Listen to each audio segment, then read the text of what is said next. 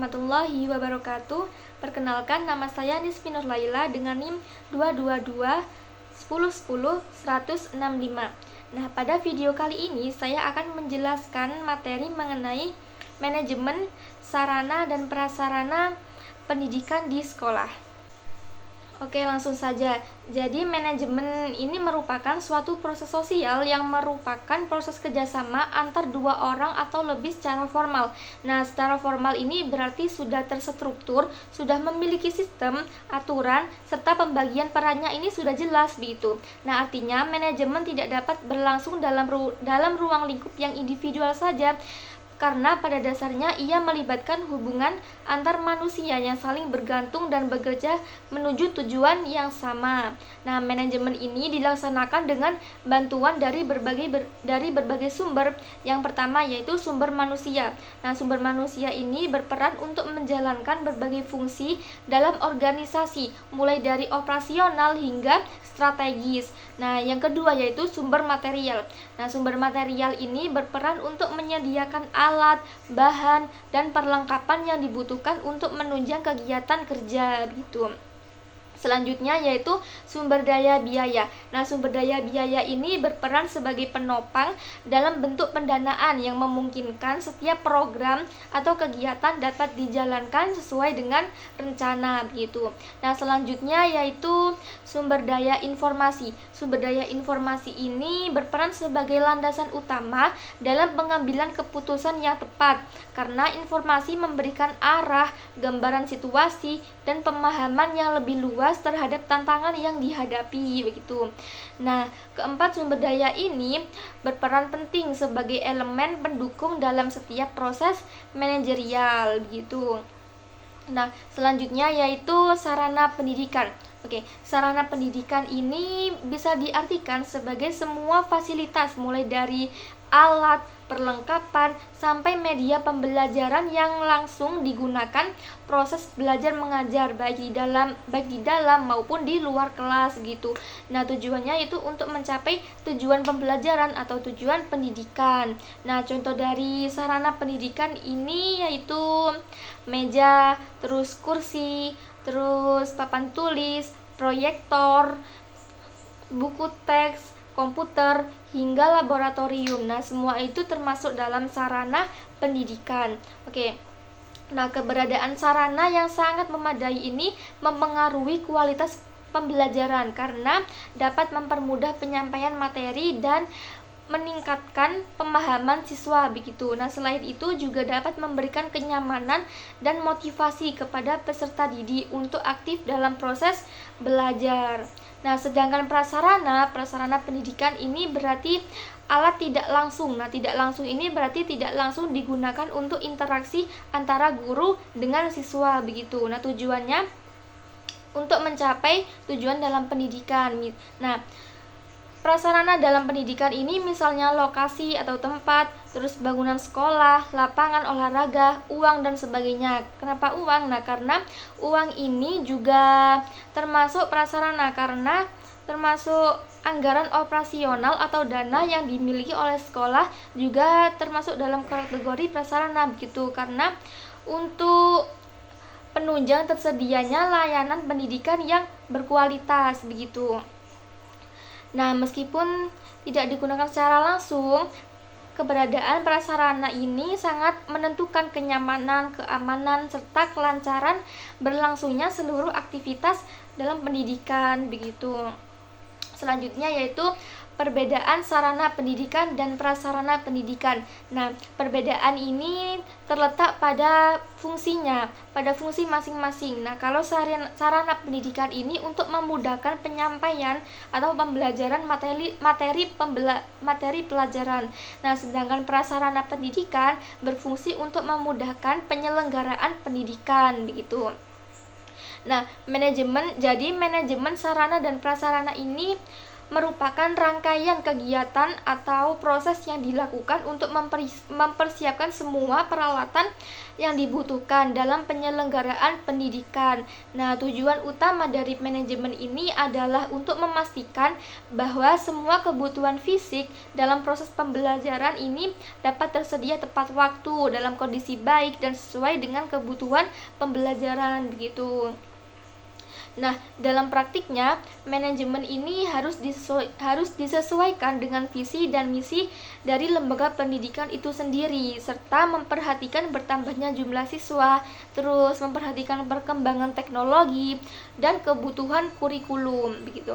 Nah, jadi dengan pengelolaan yang baik, sarana dan prasarana ini tidak hanya menjadi pelengkap saja, tetapi menjadi bagian penting dari strategi peningkatan mutu pendidikan. Nah, maka dari itu, peran kepala sekolah, komite, dan seluruh unsur manajemen sangat penting dalam menciptakan sistem pendidikan yang tidak hanya berjalan, tetapi juga berkembang secara berkelanjutan, begitu. Nah, selanjutnya yaitu manajemen sarana dan prasarana pendidikan ini juga mempunyai beberapa ruang lingkup. Nah, ruang lingkup yang pertama yaitu perencanaan sarana dan prasarana. Nah, perencanaan ini terdapat kegiatan rasional dan sistemik dalam menetapkan keputusan, kegiatan atau langkah-langkah yang akan dilaksanakan di kemudian hari dalam rangka usaha mencapai tujuan secara efektif dan efisien begitu. Nah, ruang lingkup yang kedua yaitu pengadaan sarana dan prasarana. Nah, pengadaan dalam hal ini merupakan serangkaian kegiatan menyediakan berbagai jenis sarana dan prasarana pendidikan yang sesuai dengan kebutuhan untuk mencapai tujuan pendidikan. Nah, ruang lingkup yang ketiga yaitu pengaturan sarana dan prasarana. Nah, dalam pengaturan ini terdapat 3 proses, yaitu inventarisasi, penyimpanan, dan pemeliharaan. Nah, pengaturan ini mencakup berbagai aktivitas yang bertujuan untuk memastikan bahwa setiap sarana yang dimiliki sekolah itu tercatat, tersimpan, dan dirawat dengan baik oleh pihak sekolah begitu. Nah, selanjutnya ruang lingkup yang keempat, yaitu penggunaan sarana dan prasarana. Nah, penggunaan ini dapat dikatakan sebagai kegiatan pemanfaatan sarana dan prasarana untuk mendukung proses pendidikan demi mencapai tujuan pendidikan. Selanjutnya, ruang lingkup yang kelima. Nah, ruang lingkup yang kelima ini yaitu penghapusan sarana dan prasarana. Nah, penghapusan sarana dan prasarana ini merupakan kegiatan pembebasan sarana dan prasarana dari pertanggungjawaban yang berlaku dengan alasan yang dapat dipertanggungjawabkan begitu.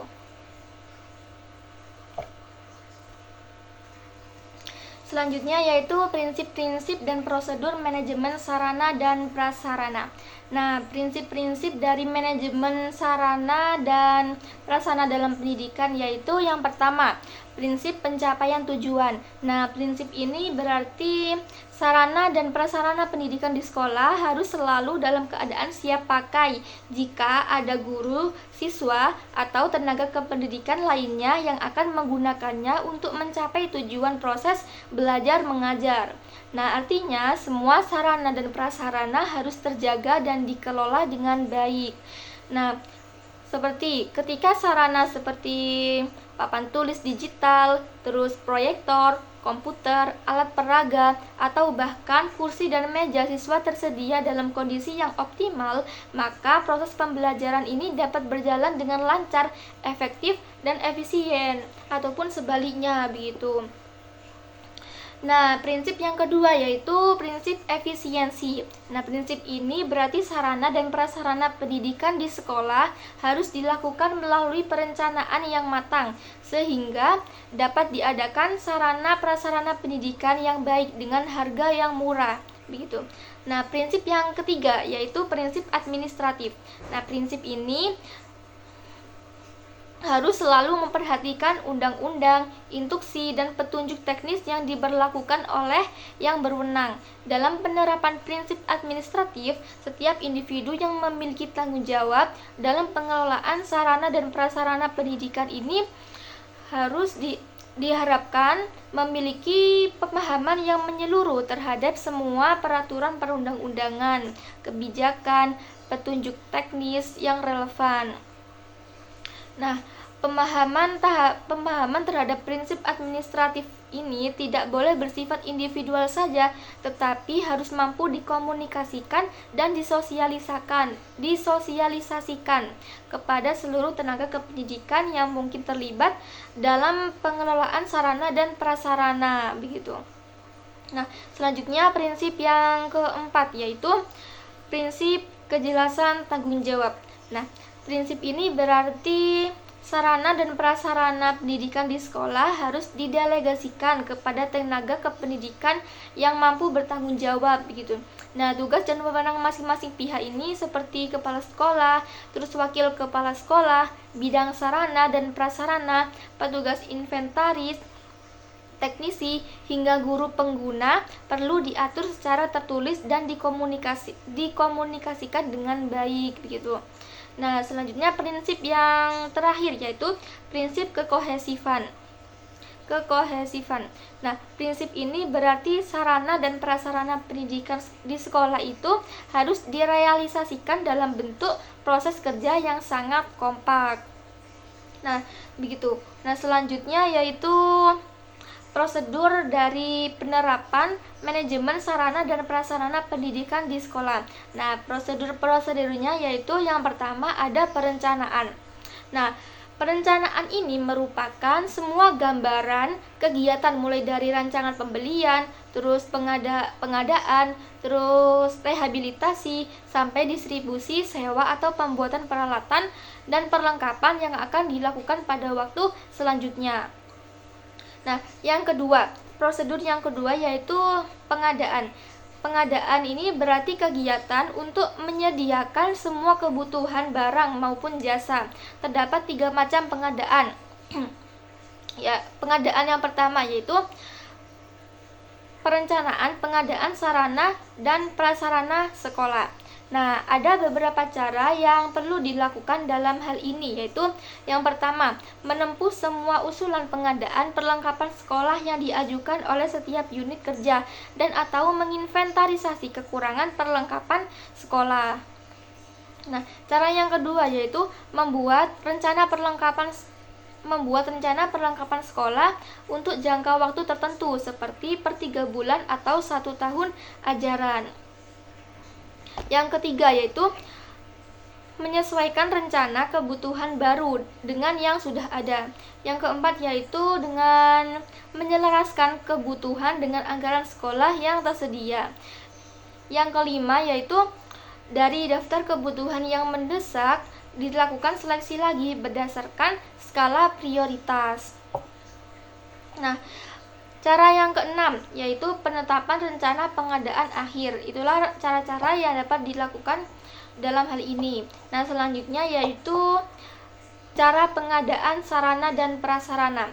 Ada beberapa cara yang perlu dilakukan dalam hal ini. Yang pertama yaitu perlengkapan bisa diperoleh dengan cara membeli di pabrik, toko, atau lewat pemesanan dari sebelumnya, begitu. Nah, yang kedua yaitu perlengkapan juga bisa didapatkan melalui hadiah. Nah, yang ketiga yaitu sekolah ini bisa menukar perlengkapan yang berlebih dengan barang yang sangat dibutuhkan, begitu. Yang keempat yaitu perlengkapan bisa dengan meminjam atau menyewa, begitu. Nah, selanjutnya yaitu administrasi pengadaan sarana dan prasarana. Nah, kegiatan ini ada 2, yaitu kegiatan yang berhubungan dengan pencatatan dan pembuatan kode, dan yang kedua yaitu kegiatan yang berhubungan dengan pembuatan laporan. Nah, prosedur yang selanjutnya yaitu pemeliharaan. Nah, pemeliharaan ini untuk mempertahankan kegunaan barang tersebut sehingga selalu dalam kondisi siap pakai. Pemeliharaan sarana dan prasarana pendidikan merupakan suatu kegiatan yang dilakukan untuk mempertahankan dan meningkatkan kegunaannya serta manfaat dari suatu barang sehingga barang tersebut selalu dalam keadaan siap untuk dipakai. Nah, ditinjau dari sifatnya, pemeliharaan sarana dan prasarana terbagi menjadi 4 macam, yaitu pemeliharaan perlengkapan seperti pengecekan, terus pemeliharaan yang bersifat pencegahan. Nah, pemeliharaan selanjutnya yaitu pemeliharaan yang bersifat perbaikan ringan dan perbaikan berat. Nah, sedangkan ditinjau dari waktunya, pemeliharaan sarana dan prasarana ini terbagi menjadi 2 macam. Yang pertama yaitu pemeliharaan sehari-hari, seperti menyapu, mengepel lantai, dan membersihkan pintu. Nah, yang kedua yaitu pemeliharaan berkala, seperti pengontrolan genting, dan pengapuran tembok, begitu. Nah, cara yang keempat yaitu penghapusan. Nah, penghapusan ini merupakan kegiatan mengeluarkan atau membuang barang yang sudah tidak dipakai lagi untuk mengurangi tempat penyimpanan yang penuh. Nah, tujuannya yaitu agar dapat digantikan dengan yang baru dan yang bermanfaat lagi, begitu. Cara yang kelima yaitu pengawasan dan pengendalian. Nah, pengawasan ini harus dilakukan berdasarkan bukti-bukti yang ada seperti buku pengawasan, begitu. Nah, apabila dari hasil pengawasan ditemukan kekurangan, maka kepala sekolah lah yang wajib melakukan tindakan-tindakan perbaikan dan penyelenggaraannya. Nah, sedangkan pengendalian ini merupakan upaya untuk mengatur, menjalankan, membina, dan mengembangkan penggunaan sarana dan prasarana pendidikan agar tujuan pendidikan ini dapat tercapai dengan maksimal, gitu. Nah, selanjutnya yaitu model-model penerapan manajemen sarana dan prasarana. Nah, model-model penerapan ini ada 3, yaitu resource sharing, sistem informasi, dan yang ketiga yaitu model pemeliharaan sarana dan prasarana. Nah, yang pertama yaitu resource sharing. Resource sharing ini merupakan suatu bentuk kerjasama dalam memanfaatkan berbagai sumber daya secara bersama, mencakup segala metode yang memungkinkan untuk memberikan layanan kepada para pengguna secara lebih efektif. Nah, dalam konteks lembaga pendidikan atau perpustakaan, misalnya, resource sharing ini memungkinkan antar sekolah atau antar perpustakaan ini saling bertukar koleksi buku, bahan ajar maupun perangkat teknologi. Nah, selain itu juga bisa bertukar tenaga ahli juga, begitu. Nah, terdapat beberapa penguatan dalam model resource sharing ini. Ya, yang pertama yaitu penguatan dari kepala sekolah, yang kedua yaitu penguatan dari pengelola sarana dan prasarana, dan yang ketiga yaitu dukungan dari para pengguna, terus penggunaannya dan pemanfaatannya. Nah, model yang kedua yaitu model sistem informasi. Nah, model sistem informasi ini merupakan bentuk penerapan teknologi informasi yang dirancang untuk mengolah, dan menyajikan data serta informasi baru yang bermanfaat bagi penggunanya, begitu. Nah, tujuan utama dari model ini yaitu untuk mempermudah proses pengambilan keputusan dan pelaksanaan tugas-tugas manajerial secara lebih efisien dan terstruktur.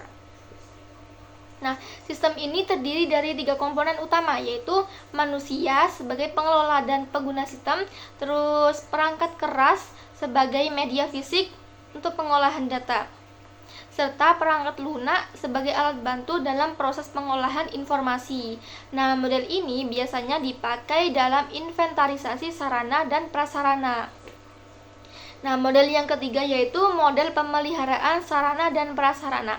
Nah, pemeliharaan ini merupakan serangkaian aktivitas yang dilakukan secara rutin dan berkala dengan tujuan untuk menjaga dan mempertahankan kondisi sarana dan prasarana agar tetap dalam keadaan optimal. Nah, dalam pemeliharaan ini dibagi menjadi 4 jenis kegiatan, yaitu yang pertama pemeliharaan sehari-hari, terus yang kedua itu pemeliharaan berkala, yang ketiga pemeliharaan insidentil, dan yang keempat yaitu pemeliharaan preventif. Nah, mungkin itu saja yang dapat saya sampaikan pada video kali ini. Kurang lebihnya saya mohon maaf. Wassalamualaikum warahmatullahi wabarakatuh. Bye bye.